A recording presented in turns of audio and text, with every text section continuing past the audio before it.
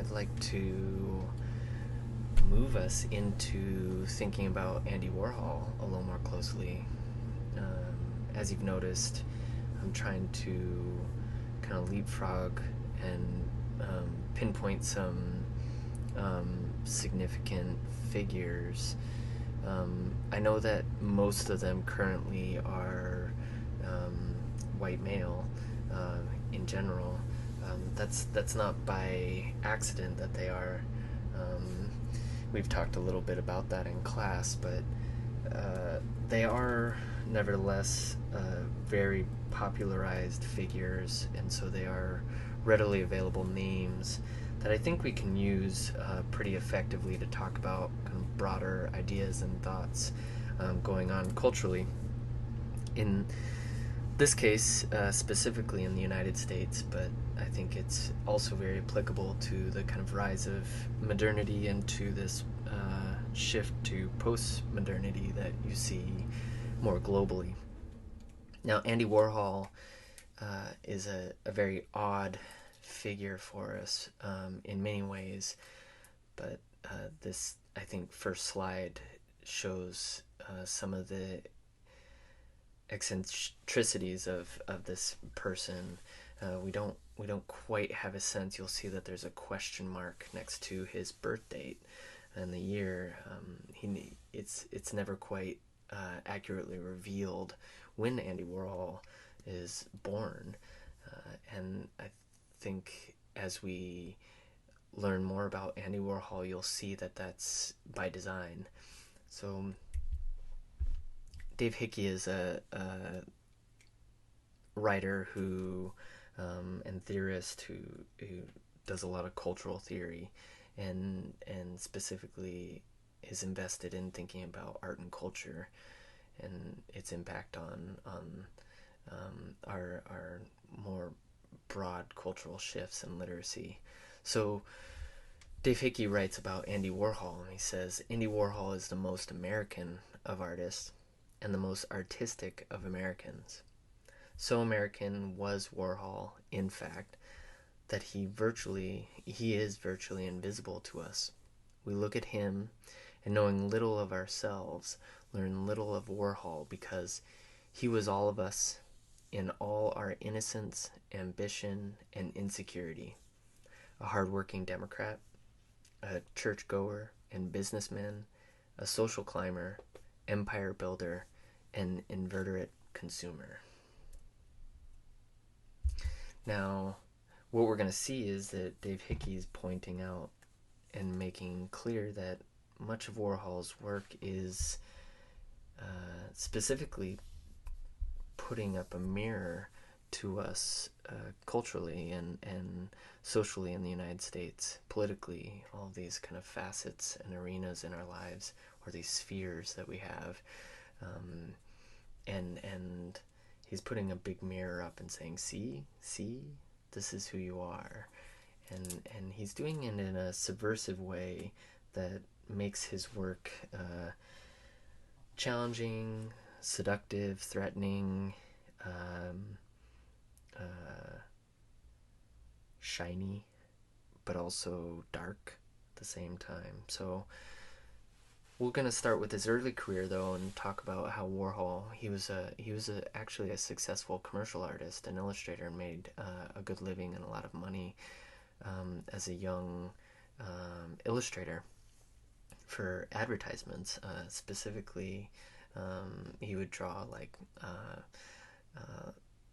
illustrations of shoes for advertisements and stuff like that. At this time, he's also trying to pursue a painting career, but he's not very well accepted.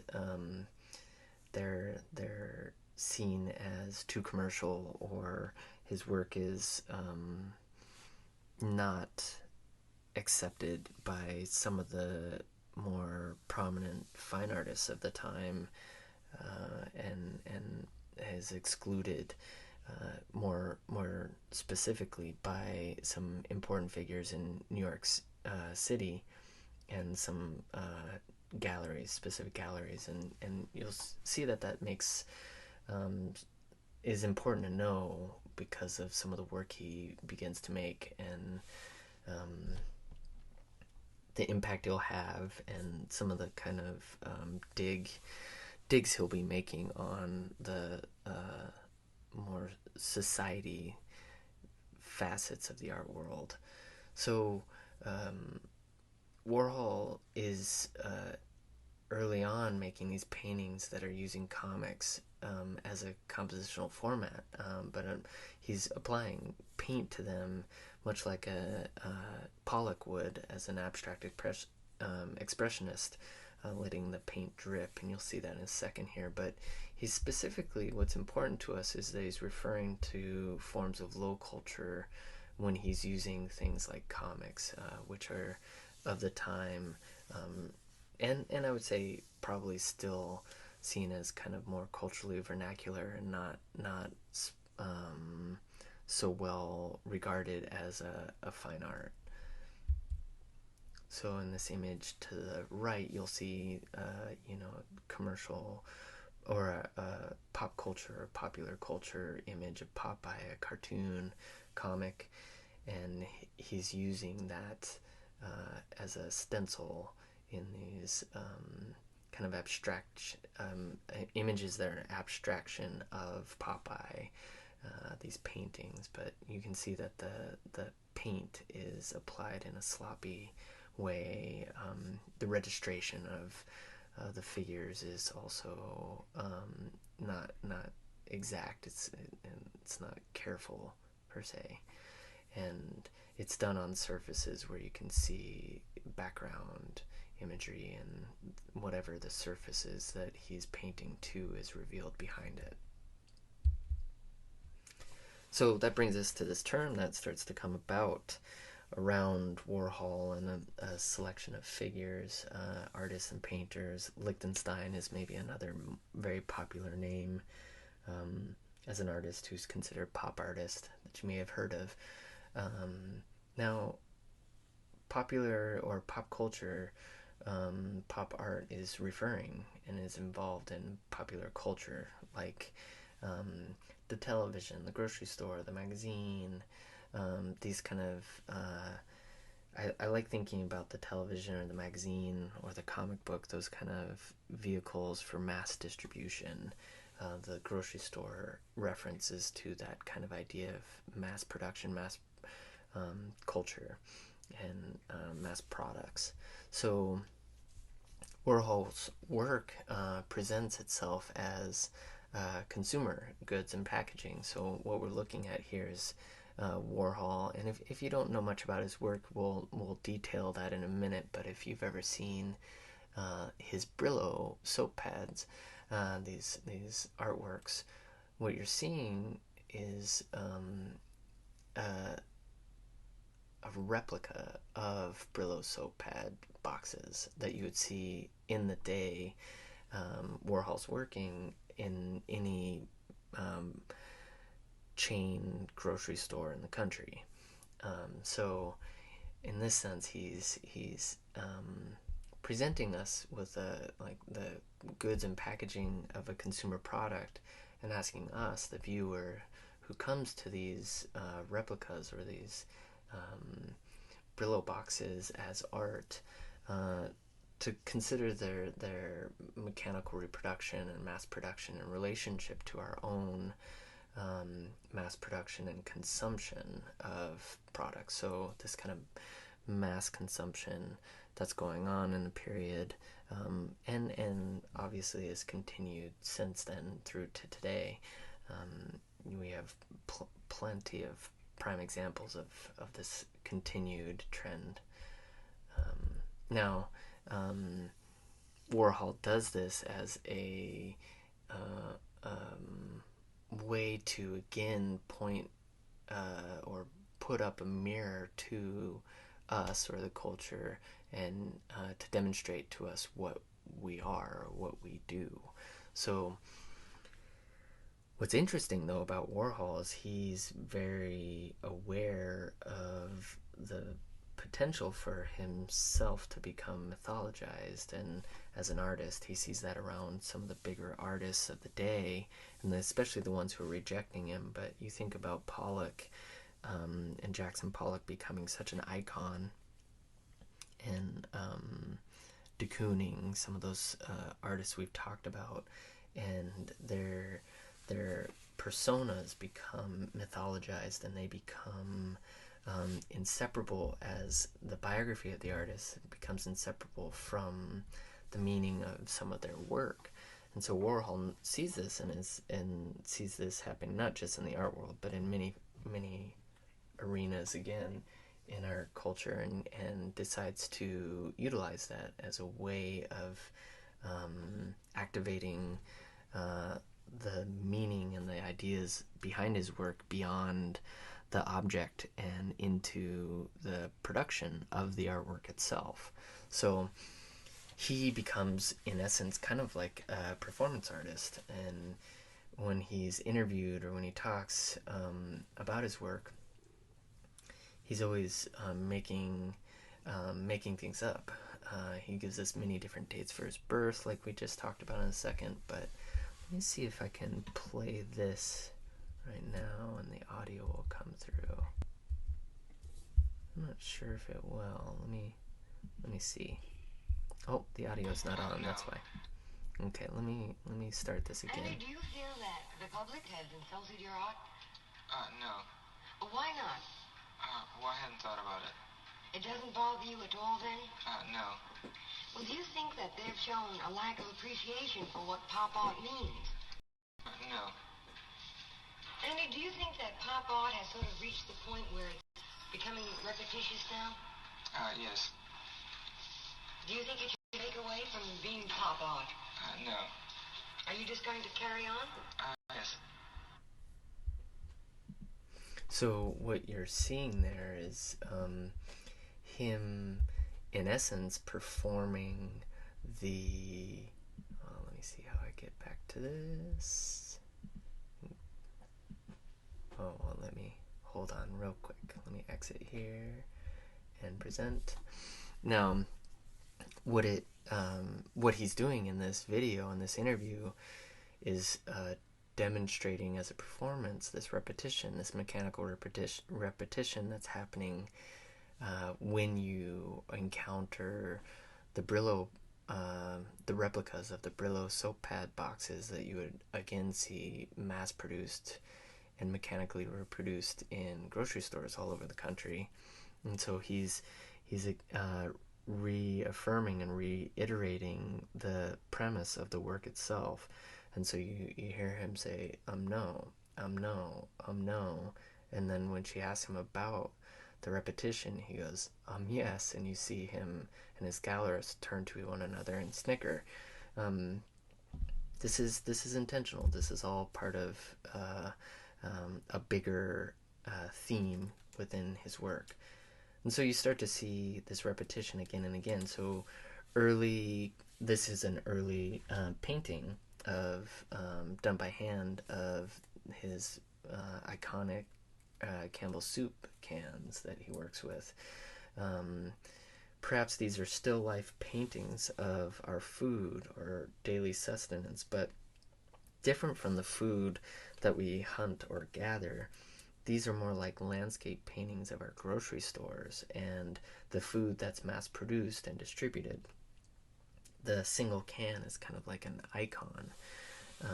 And he goes on later to do these in not a specifically painted way, but in a screen printed way, and we'll talk about those in a second. But we talked a lot about the grid. I guess we didn't talk a lot about it, but we did when we were talking about modernism, and you're seeing this grid reiterated here, which is very much a modernist campaign. And Warhol is in essence like this landscape that's just referenced, showing us the grid and the landscape of our grocery stores, much like a landscape painter would look out at a horizon of sorts. And so he's again reflecting this to us, but he goes on to start to screen print, and what you're seeing here is a work called 200 Campbell soup cans. This is a large screen print, and screen printing, let's see if we come back here. Screen printing is a process, if you don't know this, or printmaking is another term that gets used, where you take a woven screen, and there's different weaves. You can have tight weave or loose weave depending on the detail that you want, and the screen material, just like your window screen of sorts at home, is tethered to a frame, and you paint a light sensitive emulsion onto that, and you then place a negative on top of that you can create. You can actually do it a variety of ways. This is just the most traditional way of thinking about screen printing, but you put a negative on there and you put light on top of that screen, and it will harden the emulsion where there's absence or negative space, and not where there's dense space. And then you pressure wash out the screen, so you knock away the parts that didn't harden of that emulsion after you've exposed it to light, and then you can push ink through it.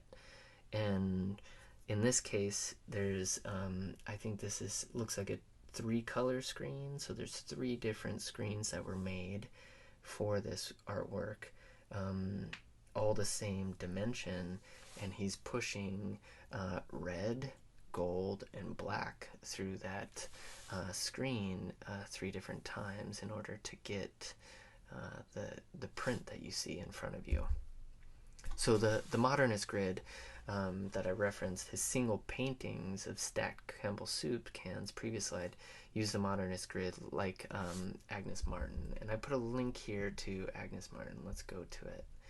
So Agnes Martin, and I put this in here specifically too. Not only do I really love Agnes Martin, but it's really refreshing to talk about a woman as well in this realm. Let me see if I can get a large image here.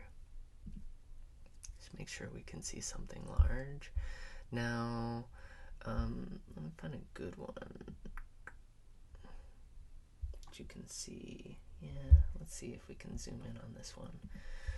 So if I open up this here, what you're seeing is this is pretty faint, but you're seeing a series of lines. Now, what's important about this is a painting, and it's within a frame right here, but this is a canvas that's framed.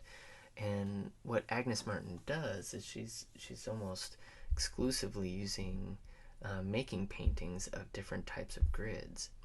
Now, often these are misunderstood, these paintings, in a lot of ways.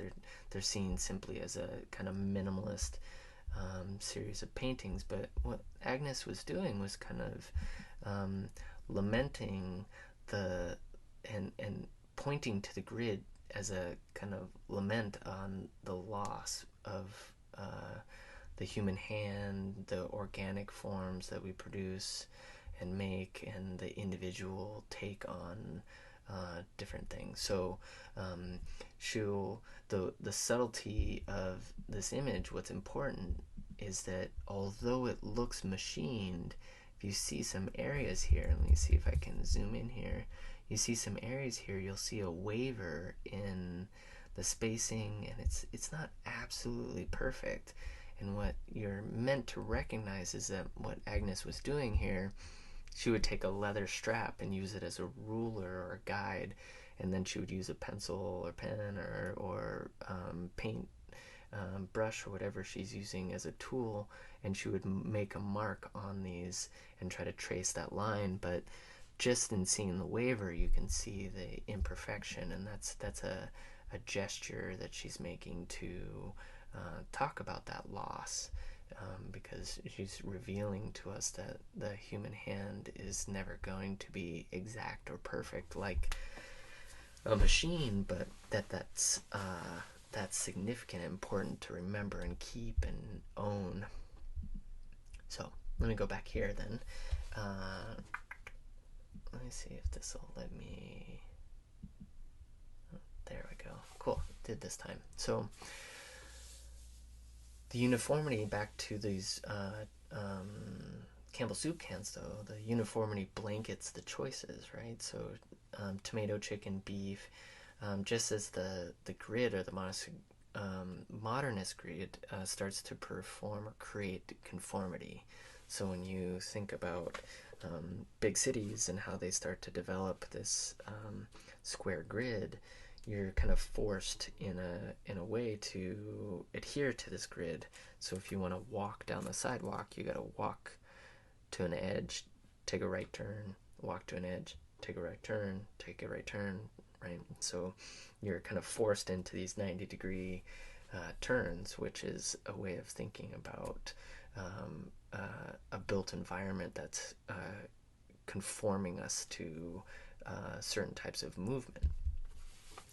Now, thinking again about pop art is according to this gentleman, is a new two-dimensional landscape painting. The artist responding specifically to his visual environment. The artist is looking around and painting what he sees. We live in urban society. In urban society, ceaselessly, that's supposed to say that. I think that exposed to mass media, our primary visual data are for the most part secondhand. Is it not then logical that art not be made out of what we see? And so this second-hand part means like through a radio or through some kind of news, television broadcast. Duchamp actually still alive and has something to say about this work too, which is really great, because there's a kind of large gap where the importance of Duchamp and his ready-mades, like the urinal or the what was called fountain, is starting to reemerge as a reference point for a lot of artists who are starting to make work again in this kind of conceptual art way. So if you take a Campbell soup can and repeat it 50 times, you're not interested in the retinal image. What interests you is the concept that wants to put 50 Campbell soup cans on a canvas. Duchamp wants us to back up from the visual representation or forms of the paintings and consider the process. What does it mean to reproduce 200 Campbell soup cans on a canvas? Why would you do this? Consider the concept behind the action, not the image itself. So that's kind of how we were talking about Rosenberg and how he was thinking somewhat about Pollock. How do we read this concept or action? The Campbell soup can paintings start to no longer be hand painted and start to become silkscreen printed, making one image, transferring that to a screen. Ink is pulled over the screen to transfer the image to the surface, just like we were talking about. That image gets used over and over and over, and that's it's a mechanically reproduced image. And so he's in the process of making, and the media and medium and process that he's using to make these images is also becoming part of the meaning of the work. Not only is he depicting the landscape of the grocery store, he's mimicking the way in which they are produced, much like a factory.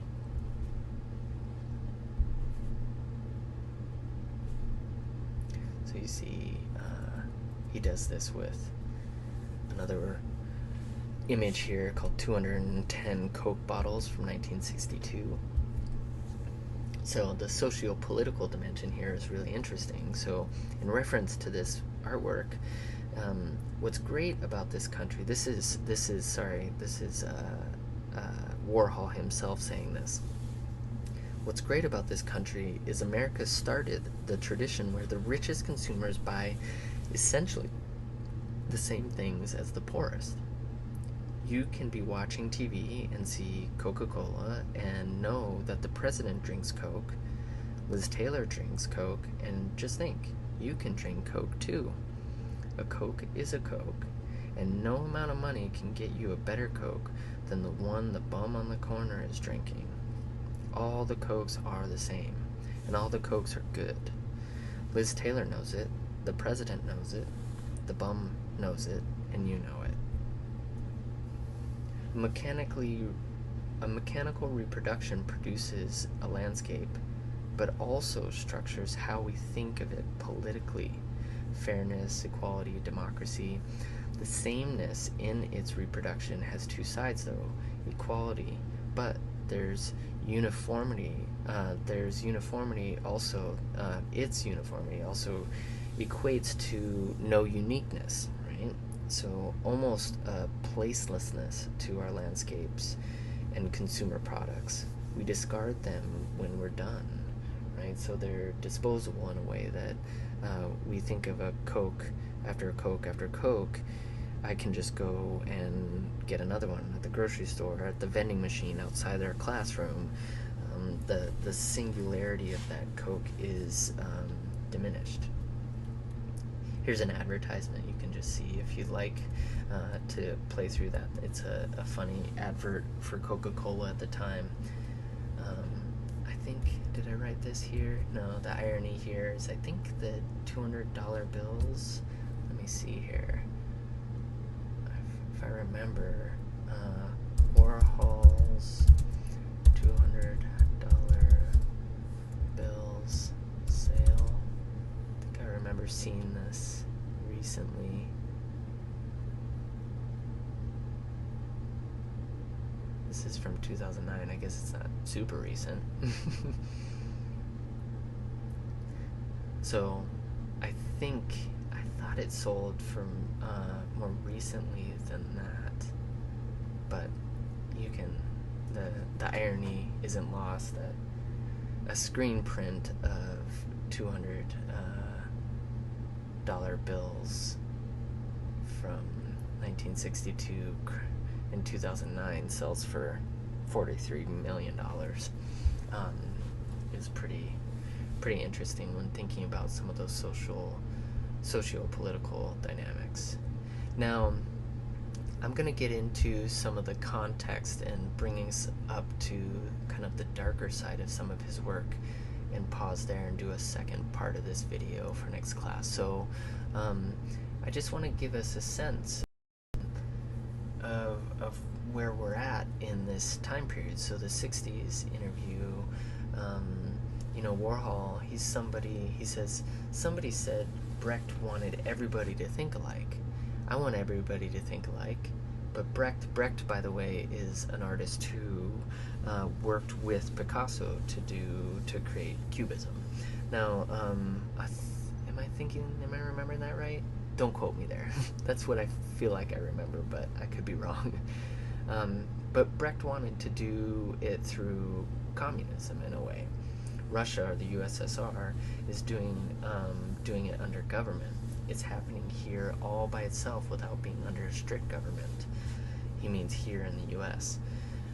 So if it's working without trying, why can't it work without being communist? Everybody looks alike and acts alike, and we're getting more and more that way. I think everybody should be a machine. I think everybody should like everybody. The interviewer says here, is that what pop art is all about? Warhol says, yes, it's liking things. Interviewer says, and liking things is like being a machine? And Warhol says, yes, because you do the same thing every time. You do it over and over and over again. So you can see where he's performing in this, because he's being kind of a hypocrite and also snarky, and he's not he doesn't believe exactly what he's saying. He's being critical, right? And so context we're in, though, you think about it, is the 60s, and this is a huge time of change. Culturally, things began percolating during the previous decade only to explode in the Vietnam War. At the same time, technical innovations changed how people lived, while music changed how people thought. All the while, the Cold War continued to wage. The Cold War, if you don't know what that is, please look that up. Um, Here are the top 10 historical events of the 60s, and I want you to just imagine going through this, right? Going through this kind of decade where certain things like this happened. We're going through some pretty wild stuff right now too, by the way, but this is pretty significant. So there's a first television debate, presidential debate, where we can see that the debate had, because it was televised and to a mass audience, had a significant effect on this election. The Berlin Wall went up in 1961. The Cuban Missile Crisis happened in 1962. There was a March on Washington for the Civil Rights Movement, 1963, where Martin Luther King Jr. gave his "I Have a Dream" speech. Our president, JFK, was assassinated in 63. We have Bloody Sunday, civil rights, the Selma March over the bridge, and in 65, if you haven't seen the film of late, you should watch it for sure, but just the impact of that 3-4 year period on the dynamics, social dynamics and cultural dynamics in the country were massive. And then we go right into this Tet Offensive, where we have been dealing with this Vietnam War, and we have a draft that's happening at this period in this war, where you don't necessarily have a choice if your number's chosen or your birth date. Your choices are to leave the country, to go to prison, or to go to Vietnam. More assassinations happen. We have Dr. King, his assassination. We have Robert Kennedy, another assassination. The Democratic National Convention happens in 68, where in Chicago, the Mayor Daley and the police force clash with protesters and beat them during this convention. If you don't know much about that, that's pretty pivotal stuff locally. And then the moon landing in 1969. So you're getting the gist. We're gonna come back to this in part 2. We're going to start here on this Brillo boxes again as a way of getting us into the kind of darker aspects of this critique and commentary that Warhol has. If you haven't watched the films, that's fine. I didn't expect you to if you didn't have the time or interest, but if you want to, in a more detailed and much more thorough way, get a sense of Warhol, I highly recommend it. It was a real treat to watch it for me. It gave me a lot of insights into a time period and the impact Warhol had on us for many decades, actually, more broadly in popular culture. So anyway, look for part 2, and again, I hope you guys are all staying safe. Talk to you soon.